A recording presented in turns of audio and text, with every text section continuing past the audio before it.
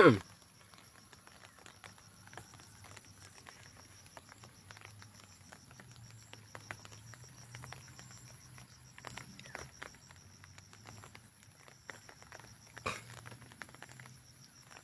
morning. So this is a parallel parking, side parallel parking mga kaibigan. But ang gamit natin ngayon ay it's a cone. Ayan. So imagine, dapat papasok lang dyan sa apat na cone yung ating sasakyan. So ito po kasi mga kaibigan ang final drive test sa LTO, kasi kailangan natin mag-focus sa mga gantong parking. Dahil ito, especially makakatulong din ito sa mga estudyante natin kapag sila ay nag-park na rin actual in between ng mga sasakyan. Pero ito ay ito yung drive, ito yung pinapagawang test pagka mag-a-apply tayo ng driver license. Mga cone po yung gamit. Ayan. So, additional tip, yung tail ng kotse itapat natin dyan sa first cone, tapos full turn sa right.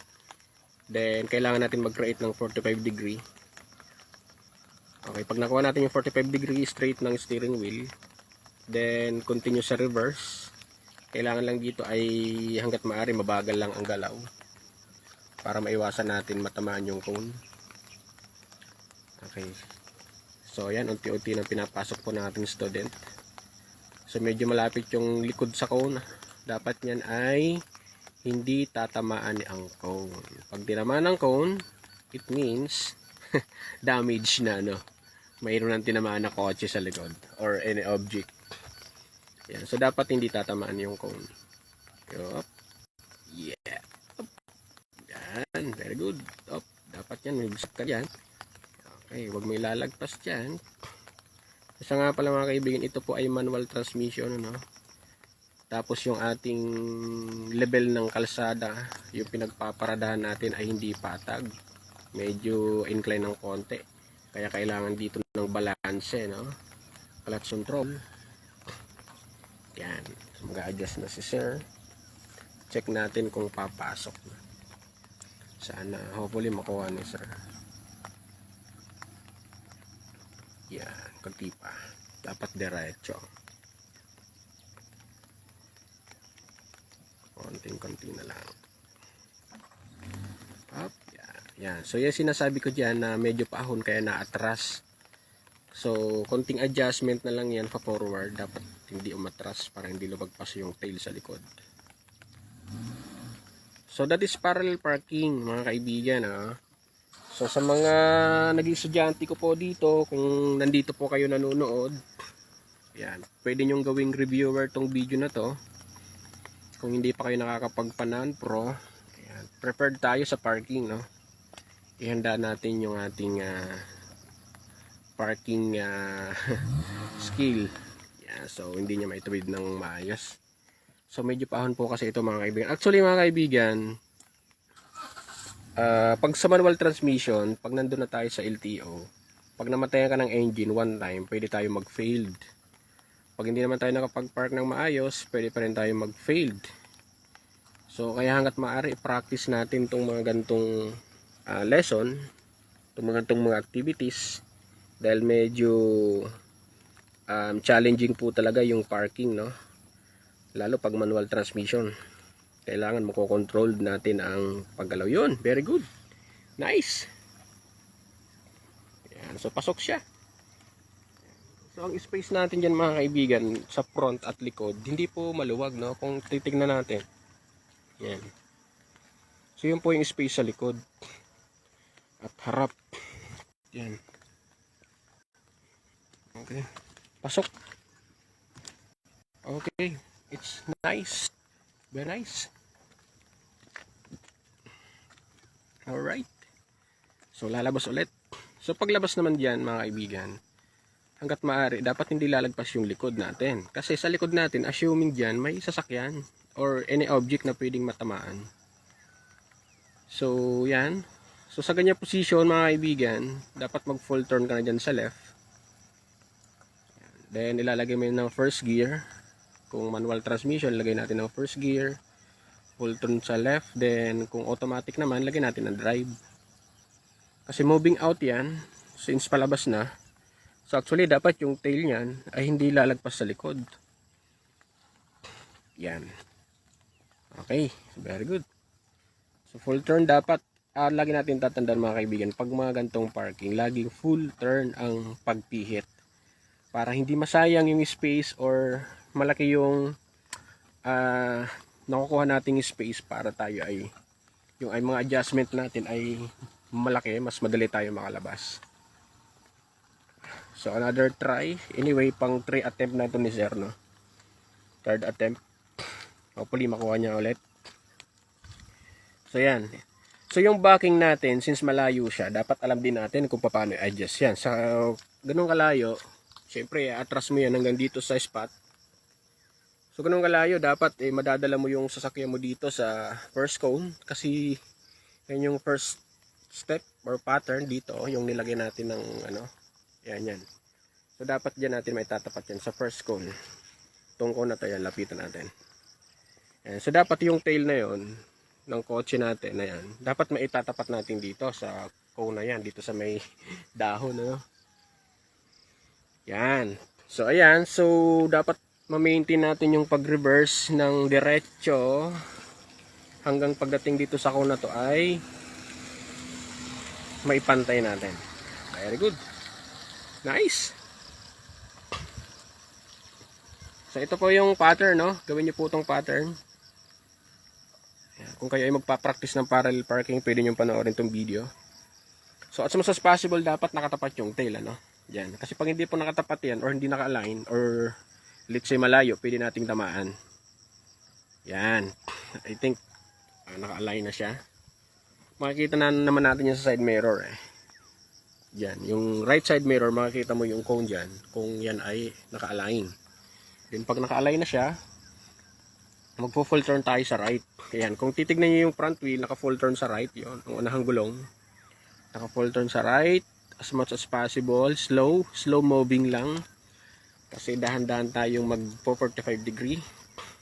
Ayan, pag nakakuha natin yung 45 degree straight ng steering wheel, ayan, isesentro natin yan, dapat nakasentro. Ayan. So, pag naka-straight ang steering wheel, reverse ulit, slow moving lang, dahan-dahan. Dahil dito naman sa likod, magiging malapit yung mga cone. Yan. Lalapit siya. Alright. So, dapat hindi lalagpas, no? So, pag lumagpas, it means, tama na. May tinamaan na. Ayan, full turn sa left. Ayan, full turn sa left, konting reverse. Dapat hindi lalagpas, no? Yup. Yeah. Huwag ka lalagpas. Dahil pag lumagpas ka dyan, may tinamaan ka na sa likod. Yan. So, yan, full turn sa right. Para mag-adjust moving forward. Kasi pag hindi po tayo nag-adjust moving forward, yung likod natin sigurado yan, may tinamaan na tayo niyan. Yan. So moving forward, nag-full turn sa right for adjustment lang. Yan. Very good. Yan. So yan po ang parallel parking, no? Parang isisiksik mo siya na nakaparallel ang position. Yan. In between ng car dun sa unahan at dito sa likodan. Yan. So yan po yung parallel parking. Yan. So napasobra yata. Dapat hindi sobra ng pag move forward dahil babalagbag naman yung sasakyan. Yan. So ang technique, ang sekreto po dyan, dapat slow moving lang. As much as possible, huwag magmamadali pag mga parking ang activity or yung lesson natin or yung ginagawa natin. Parking dapat ay as much as possible makapagapang natin yung paggalaw. Okay. So yan. Konting adjust pa reverse para maituwid. Yan. Very good. Nice. Whew. So yung mabigan, hopefully nasundan nyo, no? Yan. Okay. Yan, diretso na, pasok na naman siya. So yung mga kaibigan, so yun po yung ating tinatawag na parallel parking. So sana mayroon tayong natutunan sa ating live na to, no? So lalabas, dapat po hindi lalagpas yung tail, no? Kasi pag lumagpas yung tail nga dyan, ibig sabihin po niyan may tinamaan na tayo sa likodan. So kailangan mabagal lang po talaga, napakahalaga dito, mabagal po ang paggalaw, dahil pagka medyo mabilis po yung paggalaw natin dito, medyo malaki po yung damage, no?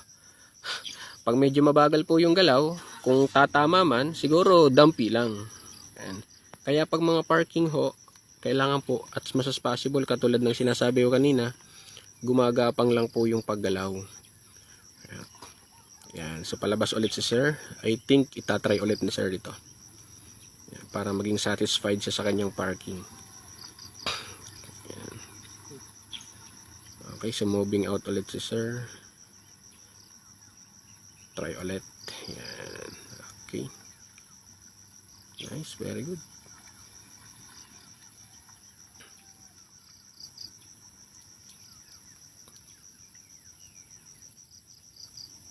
Yan, okay.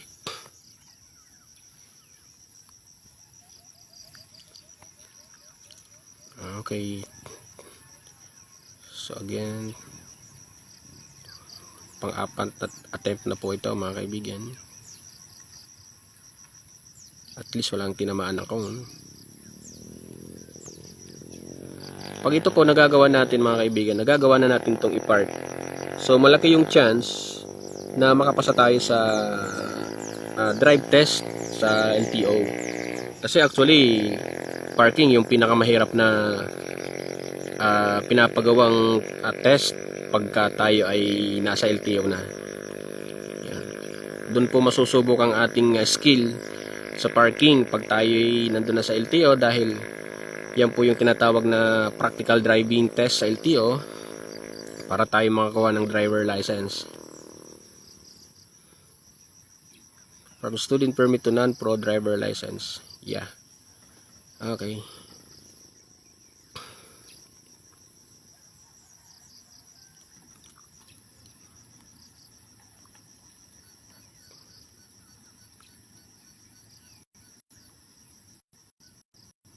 Alright. Hopefully, hindi matamaan ni sir yung cone.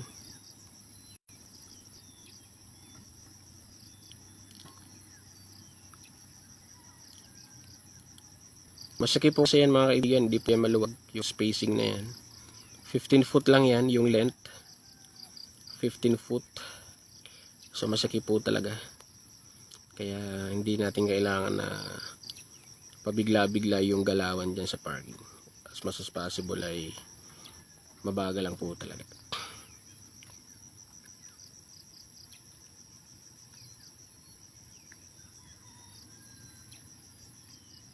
Okay. Nice. Kunting adjust na lang yan.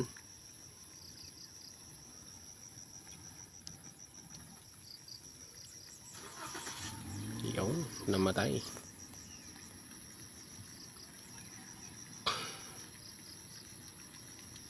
Yung po no, sa mga kukuha ng driver license sa LTO, iwasan nyo pong mamatay ng makina, dahil yan po yung pwedeng maging dahilan kung bakit tayo mag-failed. Lalo kung manual transmission, iwasan mo natin mamatay ng makina para hindi po tayo nag-failed sa LTO.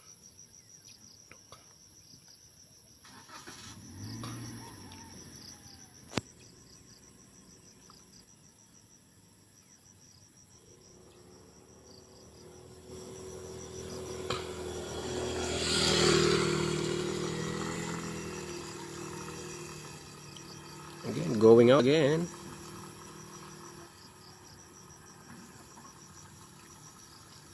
Alright.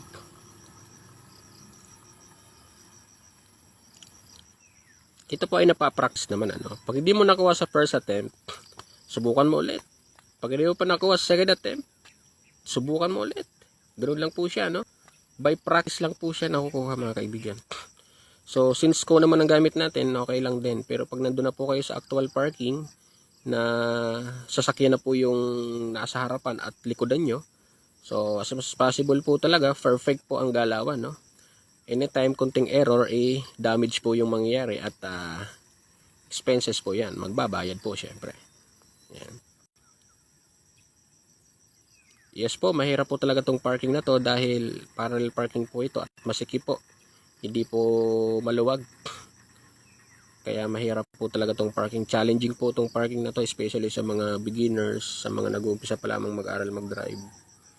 So anyway, sa mga gusto pong mag-undergo ng PDC, ng practical driving course, kung naghahanap po kayo ng school at malapit lang po kayo sa amin, within Batangas, pwede po kayo mag-walk-in. Dahil kami po ay tinuturuan po talaga namin ang aming mga estudyante, especially when parking. Yan, pinofocus namin sa parking. Hindi lang po tayo nagdadrive ng dire-diretso lang. Dahil wala po tayo matututunan kung straight driving lang tayo. So, mga ganitong activities or lesson, marami po tayo niyan. Parking. Maneuvering, parking, pagliliko, yan. Mga reversing. Yan. So, yan po yung ating tinuturo. Within the 8 hours, possible po na matuto po tayo dyan. 8 hours actually, first session pa lang, first 4-hour session. Pwede na po tayo matuto. So, hanapin nyo lang po yung aming Facebook page, RPP Driving School Batangas, or di kaya na may RPP Driving School Lipa. Yan po yung aming page. Pwede po kayo mag-message sa page namin or mag-inquire. Yan. Kung gusto niyo pong mag-undergo ng driving course or PDC. Yan.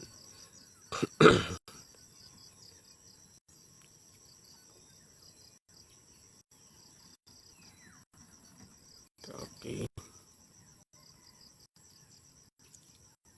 Pang ilang attempt na to? I think pang 5 attempt na ni Sir ito eh. Ay importante walang nababanggang cone. Kasi yun po yung pinaka major fault para bumagsak tayo. Pag namatay na makina or di kaya na may pagtinamaan yung cone, yun po yung pinaka major fault para tayo ay mag-failed sa LTO.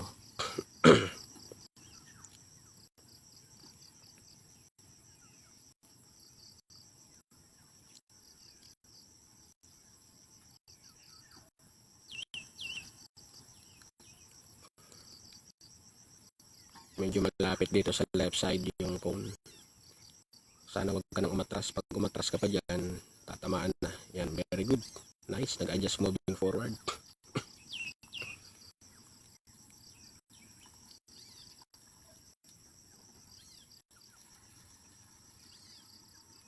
Okay. So, set up ulit.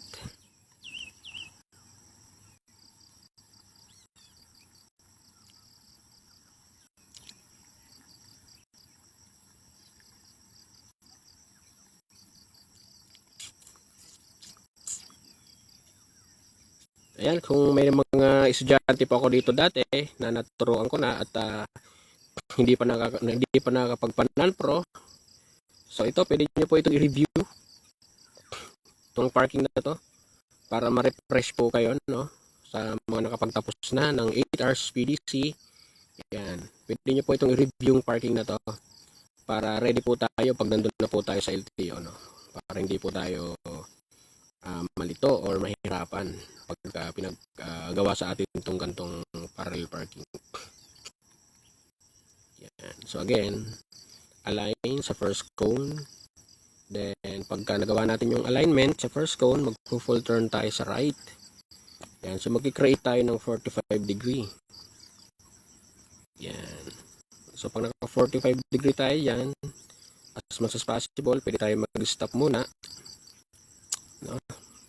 Kasi masikip po. Masikip po kasi pag pasikip po ang parking, mas manda, stop. Yan. Then tsaka tayo mag-turn. Mag-register tayo. Yan. Okay. 45 degree angle. Nakuha natin yan. Straight ng steering wheel. Dapat straight ang steering wheel natin dyan. Op, yeah. Straight na. Yan. Tapos, no. Huwag mo nang sasagad. Huwag mo nang sasagad. Straight muna. Then, backing ka ulit ng konti. Yan. Okay. So pag nakapasok na yung tail, yan, saka tayo mag full turn dapat niyan. Huwag sosobrahan. Pag sumobra tayo dyan, may alanganin naman tayo dyan sa side na yun sa gilid. Yan, medyo napapasok yata ng konti. May sobra. Ito nang delikado, yung cone naman sa likod. Yan, sobra yung pasok niya. Yan. So, tama na, huwag ka nang atras dahil tatamaan na yung likodan. Yan.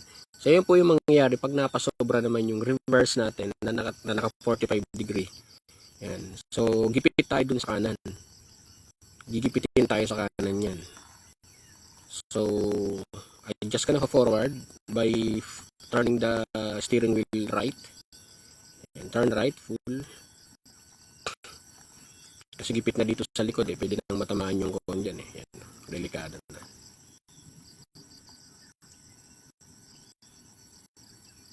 Okay. Turn right. Then, first gear. Para mag-adjust moving forward.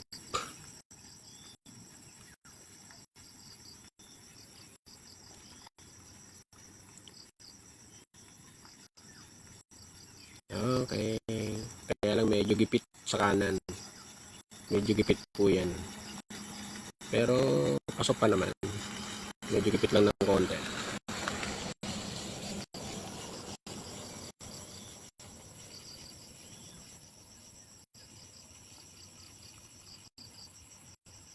Yun. Alright. Nice. Nice pa rin naman. Not bad. Okay. Yeah.